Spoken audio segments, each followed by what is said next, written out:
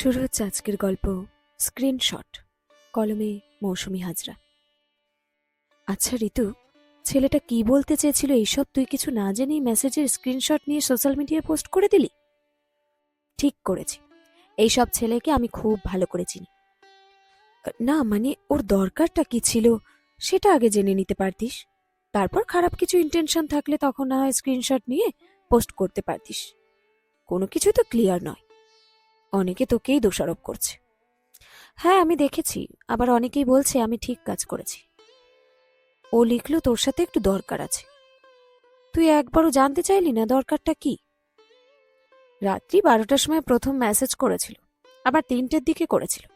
আমি সকাল 8টার দিকে মেসেজ দেখে জিজ্ঞেস করেছিলাম, কোনো রিপ্লাই পাই না। আর তুই না জেনে বুঝে স্ক্রিনশট নিয়ে পোস্ট করে দিলি। এত রাত্রে কি দরকার থাকতে পারে রে? এসব ছেলেদের আমার খুব ভালো করে চেনা আছে। আর তুই এত ছেলেটার হয়ে সাফাই কেন গাইছিস রে, বলতো প্রিয়া? কারণ ছেলেটা আমার দিদির পরিচিত। ও খারাপ ছেলে নয় রে, আমার সাথেও পরিচয় আছে, 2-3বার দেখাও হয়েছে, যথেষ্ট ভদ্র। 2-3বার দেখেই তুই চিনে ফেললি প্রিয়া? এইসব ভদ্র মানুষের মুখোশ পরে থাকে, রাত হলে মুখোশটা খুলে যায়।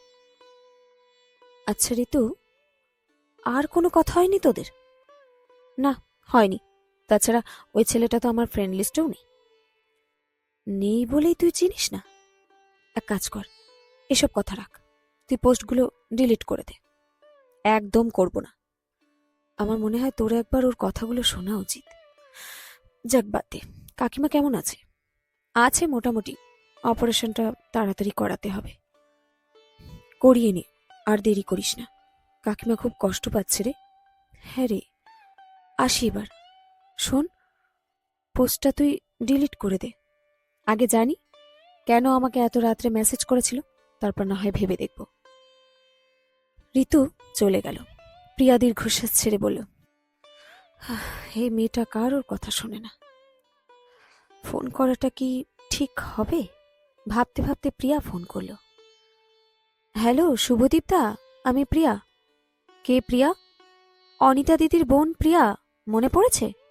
হ্যাঁ হ্যাঁ মনে পড়েছে, আসলে আমাদের তো সেভাবে আগে কথা হয়নি তাই বুঝতে পারিনি। কেমন আছো বলো? আমি ভালো আছি, তুমি কেমন আছো? আমি ভালো আছি দাদা, একটা কথা ছিল। বলো। আসলে কিভাবে বলবো বুঝতে পারছি না। আজ সোশ্যাল মিডিয়াতে একটা পোস্ট হয়েছে তোমাকে নিয়ে। হ্যাঁ আমি সকালে দেখেছি, মেসেজটা আমি করেছিলাম ম্যাডামকে, তবে এত রাতে মেসেজ করাটা আমার ঠিক হয়নি।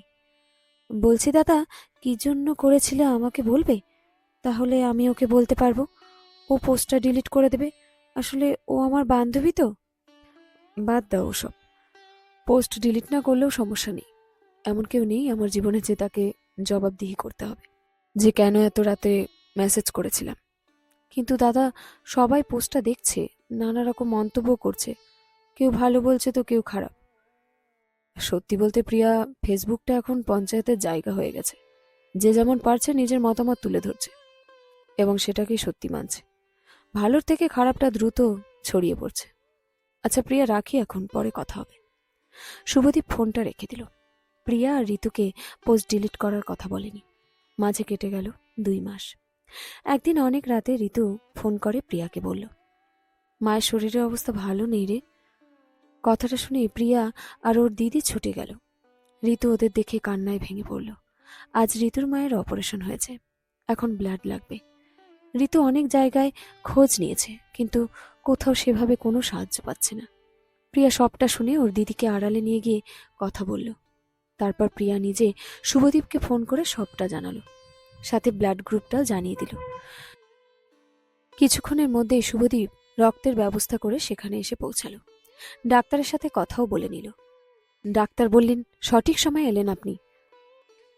রিয়ার রক্তের গ্রুপ আমরা কিছুটা জোগাড় করে রেখেছিলাম, তবে এরকম কন্ডিশন হবে ভাবতে পারিনি।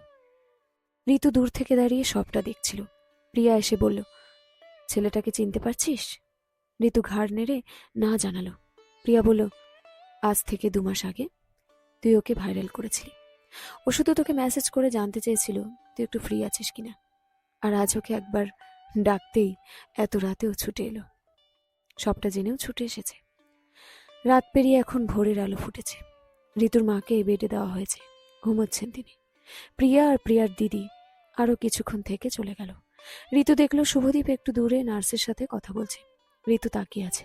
শুভদীপ এবার ঋতুর দিকে তাকাতে ঋতু চোখটা নামিয়ে নিল। ভীষণ অস্বস্তি হচ্ছে তার, নিজের উপর খুব রাগ হচ্ছে। একটু পরে শুভদীপ 2 কাপ চা নিয়ে আসে। 1 কাপ চা ঋতুর দিকে এগিয়ে দিল। ঋতু কান্না ভেজা গলায় বলল, আমি ক্ষমার অযোগ্য, তাও যদি পারেন আমার ভুলটাকে ক্ষমা করে দেবেন। শুভদীপ কোনো কথায় কান্না দিয়ে বলল, চা ঠান্ডা হয়ে যাবে, খেয়ে নিন, আপনার মা এখন বিপদ থেকে মুক্ত। দুজনে বসে চা খেলো। কেউ আর কোনো কথা বলল না। শুভদীপ উঠে দাঁড়িয়ে বলল, চলি এবার। ঋতু মনে মনে ভাবল, এইভাবে যাবেন না, প্লিজ আমায় ক্ষমা করে দিন। শুভদীপ কিছুটা এগিয়ে গিয়ে আবার ফিরে এলো ঋতুর কাছে। তারপর এসে বলল, সেদিন রাতেও এক মা এমনই অসুস্থ ছিলেন। একবার আপনার ফেসবুক প্রোফাইল আমার চোখে পড়েছিল, নামটা তাই মনে ছিল, কারণ আপনার প্রোফাইলের বায়োতে আপনার ব্লাড গ্রুপ দিয়ে রেখেছেন আর প্রয়োজনে যোগাযোগ করতে বলেছিলেন। তাই সেই রাতে আমি আপনাকে মেসেজ করেছিলাম। পেশেন্ট আপনার এলাকার কাছাকাছি ছিল। অত রাতে মেসেজ করার জন্য আমি ক্ষমা প্রার্থী, তবে আপনি হ্যাঁ বললে আপনার যাওয়া আসার ব্যবস্থা আমরাই করে দিতাম। সেই জন্য মেসেজ করেছিলাম।